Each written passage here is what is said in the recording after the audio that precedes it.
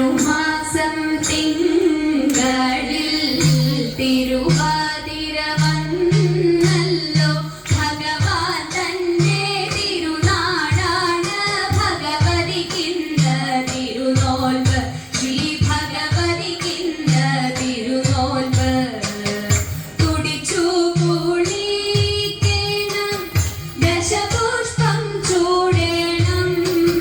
തുടിച്ചു കുളിക്കണം